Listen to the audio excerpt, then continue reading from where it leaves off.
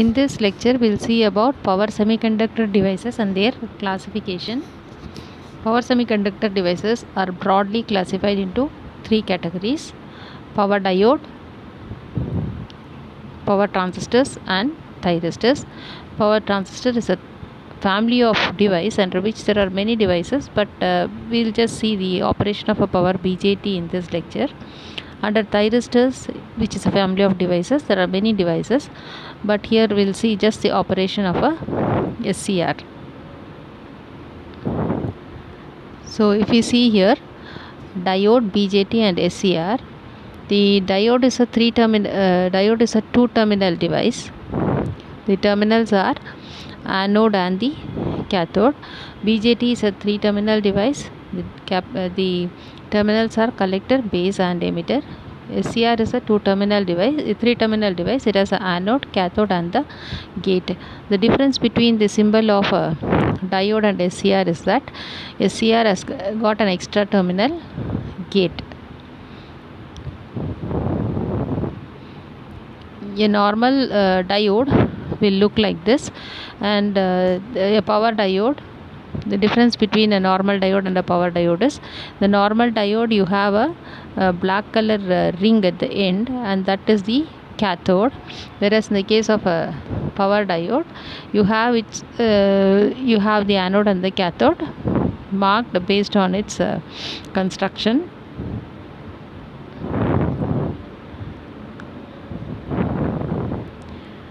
Let us say how a power diode works. Here, just for the purpose of understanding, LED is shown connected to the diode. If the diode is having forward bias, that is, if the positive of the battery is connected to the anode, negative of the battery is connected to the cathode, and if you have a LED connected, there will be a current flow in the circuit and the LED will be on. Whereas if you connect the negative of the battery to the anode and positive of the battery to the cathode, there will not be any current flow, and so the LED will not glow. So by forward biasing we mean the device is conducting, there is going to be a current flow through the device. By reverse biasing we mean that there is no current flow in the device. So here we see that a diode will conduct only when you give the forward biasing. Once it has started conducting, if you want to switch off the device, you have to remove the power supply.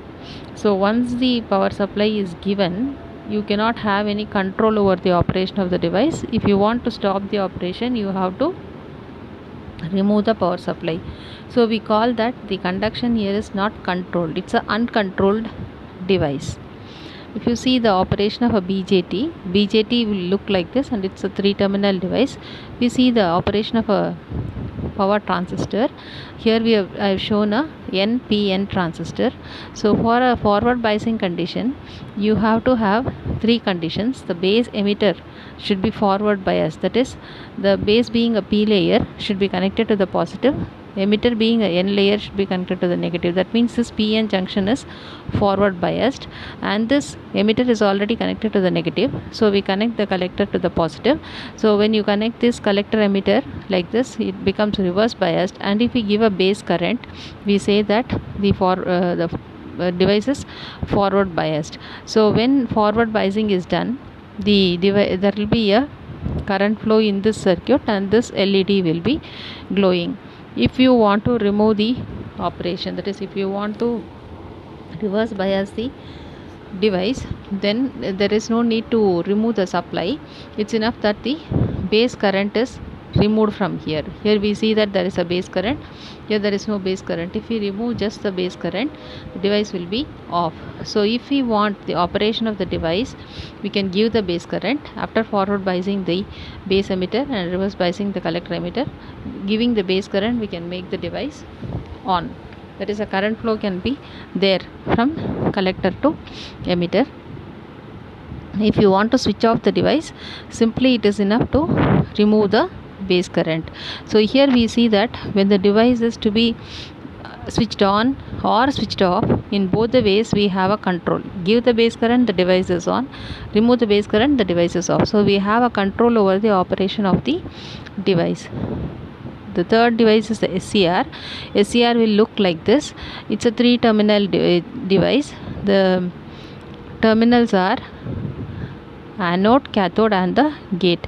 The operation of the SCR is like this. If anode cathode is forward bias, that is if anode is connected to positive, cathode is connected to the negative, and if we give a gate current, the device is going to allow the current to flow through it.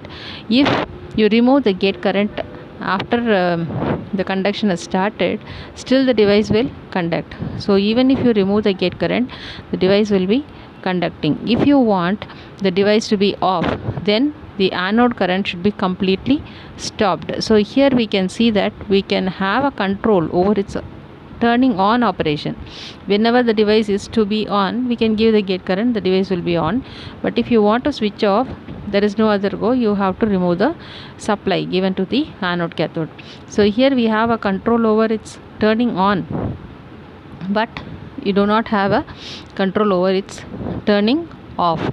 So based on the aspects what we have seen about diode, BJT and SCR, the classification of the device is done like this. Classification is based on turn on, turn off characteristics, based on gate signal requirements, and based on voltage and current capability. So having seen these devices, we can see that we have the turn on, turn off characteristic classification as uncontrolled turn on and turn off, where once diode is the best example, because when the device is given the supply, it's on, and after that we cannot have any control over the device. So diode comes under the uncontrolled turn on and turn off. When you have the conduction of the SCR, if we see, you can give the gate current. When gate current is given, the device is on, but once the gate current is removed also, the device is on. So over the off condition, we do not have any control. So controlled turn on and uncontrolled turn off device is the SCR, and controlled turn on and controlled turn off is a BJT, where if we give the base current, it is on. If we remove the base current, it is off. So BJT comes under the classification control turn on and control turn off.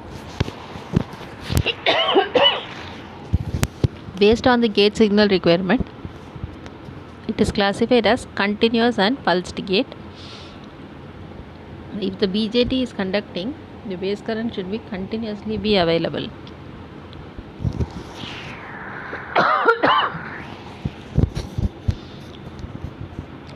So continuous conduction is with the base current availability is required for the BJT to conduct.